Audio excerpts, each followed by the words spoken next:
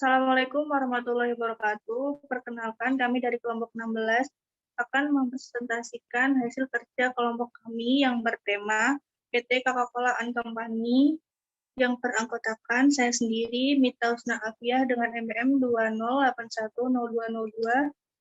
Saya Bella Nur Sofi dengan nomor NPM 2081020. Saya Sri Wastuti dengan nomor NPM 201800041.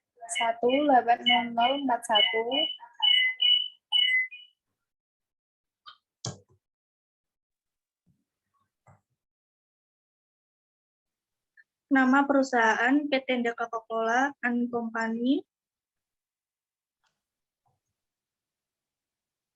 Nama produk Coca-Cola.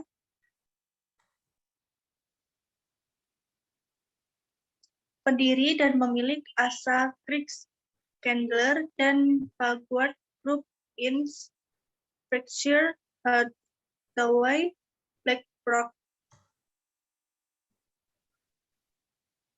Tujuan The Coca-Cola and Company mengumumkan sebuah arahan baru yang sangat mendasar terkait dengan pengelolaan kemasan produknya pada tingkat global.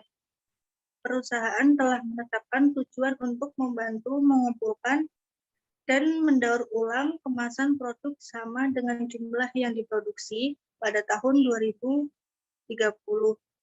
Tujuan ini merupakan bagian penting dari visi perusahaan untuk mewujudkan World Without Waste, di mana sebagai sebuah sistem, Coca-Cola bersama para mitra bisnisnya akan melakukan investasi jangka panjang untuk mendorong proses pembuatan kemasan yang 100% dapat didaur ulang. Hal ini dimulai dengan membangun pemahaman bahwa kemasan makanan dan minuman adalah bagian penting dari kehidupan masyarakat modern. Kehidupan masyarakat modern, namun juga tidak melupakan bahwa masih banyak yang dilakukan untuk mengurangi sampah kemasan secara global.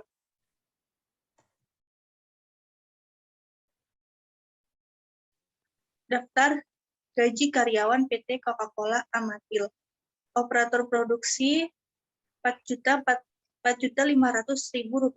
Operator forklift Rp4.500.000. Quality control Rp4.500.000. Leader team Rp5 juta. Staf manufaktur Rp4.500.000. Daftar gaji karyawan PT Coca-Cola Amatil. Office boy Rp3 juta. Security Rp4.500.000. Driver Rp4.500.000. Quality produk Rp4.500.000. PPEC Rp4.500.000. Staf administrasi yaitu Rp5 juta. Staf HRD Rp6 juta. Accounting Rp6 juta. Staf pajak Rp6 juta. Staf IT Rp6 juta. Staf audit Rp6 juta. Finance Rp6 juta. Supervisor Rp8 juta. Manajer warehouse Rp12 juta. Manajer logistik Rp12 juta. VMC, visi, membentuk kerangka kerja, peta jalan, dan memandu setiap aspek dari bisnis dengan menjelaskan target yang perlu kami capai untuk terus meraih pertumbuhan yang berkelanjutan dan berkualitas. Misinya, misi ini menegaskan sebagai sebuah perusahaan dan berfungsi sebagai standar yang menjadi ukur seluruh tindakan dalam keputusan perusahaan.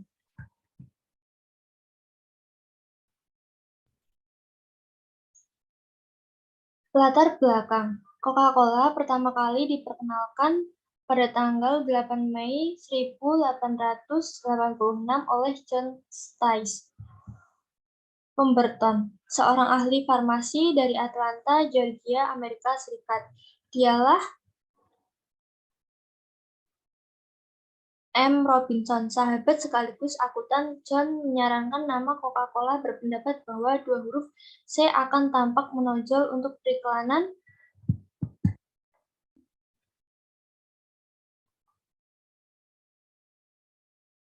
Kemudian ia menciptakan nama dengan huruf miring mengalir, Spencer, dan lahirlah logo paling terkenal di dunia yang sering kita lihat sekarang, Candler piawai dalam menciptakan perhatian konsumen dengan cara membuat sebagai macam benda cenderamata berlogo Coca-Cola.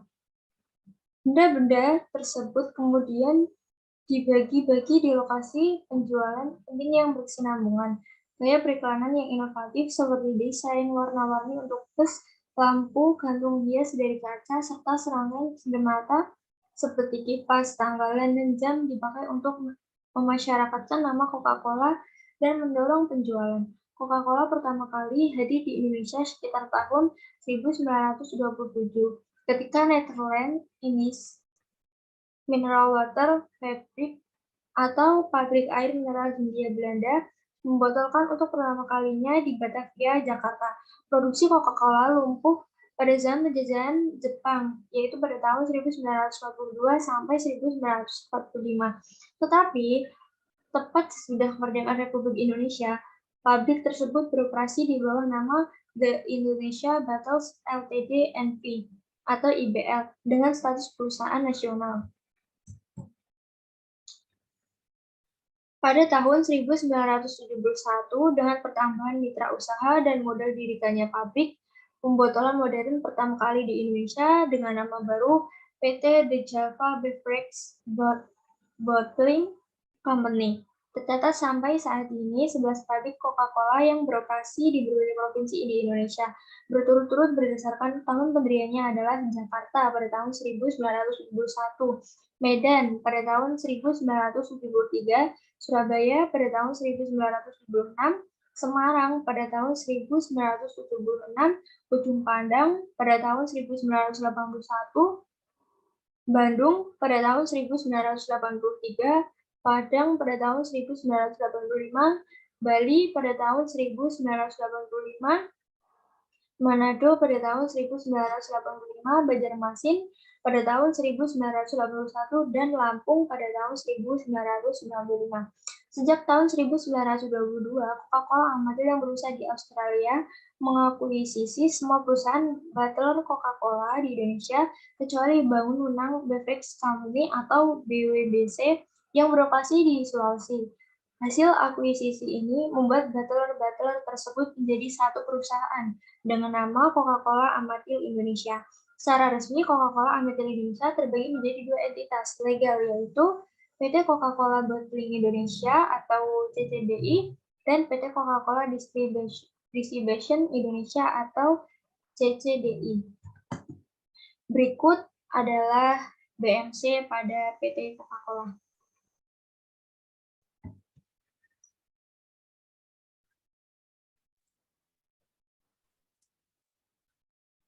Berikut bidang atau departemen atau divisi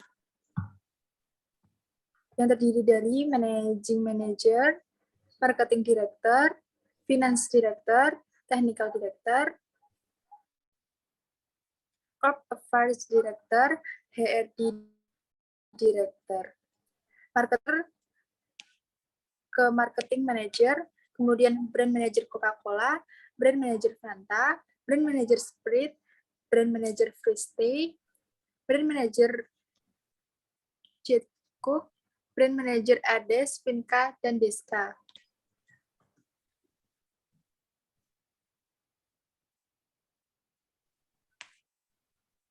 Struktur organisasi.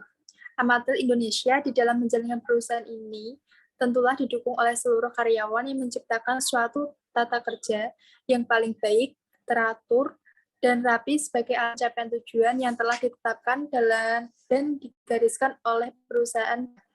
Salah satu cara untuk menciptakan suatu tata kerja yang baik, teratur, dan rapi adalah dengan menyusun struktur organisasi perusahaan sebagai hierarki dalam pemisahan tugas, tanggung jawab, dan wewenang yang jelas dan tegas pada setiap bagian yang ada dalam perusahaan.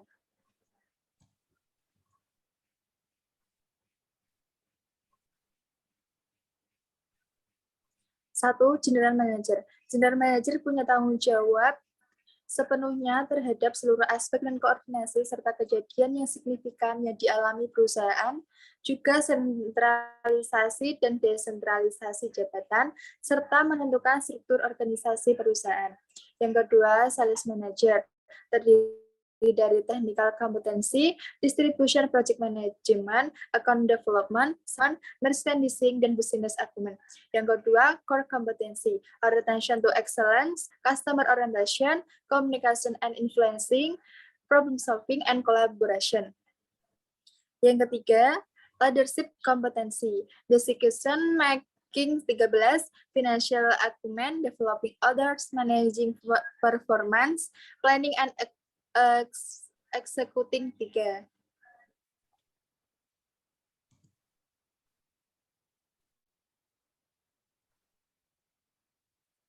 Yang ketiga, District Sales Manager, terdiri dari technical competency, distribution account development, selling business acumen.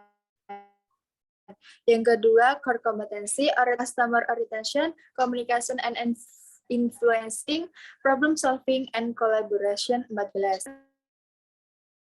Managing performance, planning and executing. Yang keempat, sales representative, terdiri dari technical competency, distribution account development, selling business acumen 2. Yang kemudian core competency, orientation to excellence, customer orientation, communication and influencing, problem solving, collaboration 15. Leadership competency, planning and executing.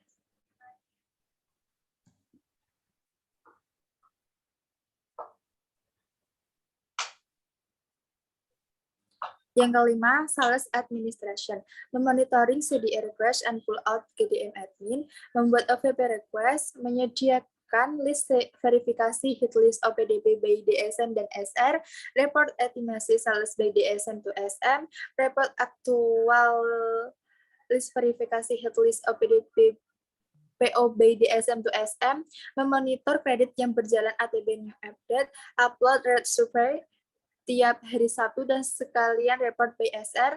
BSO-nya menyediakan RSL RED survei BDSM dan SR menerima dan mengalokasikan POSM ke DSM dan SR. Menyediakan RSL update direct, indirect by DSM dan SR. Mempersiapkan agreement program marketing, menyediakan list outlet yang tidak ada phone number by DSM dan SR. Menyediakan list outlet uploading by SR, input data barcode by SR, update dashboard user, menyediakan agreement permohonan, fasilitas kredit, data motor circle, facial claim, SR DSM 16, memonitor update program, data entry OPD GDM hit list ke AS 400 by SR.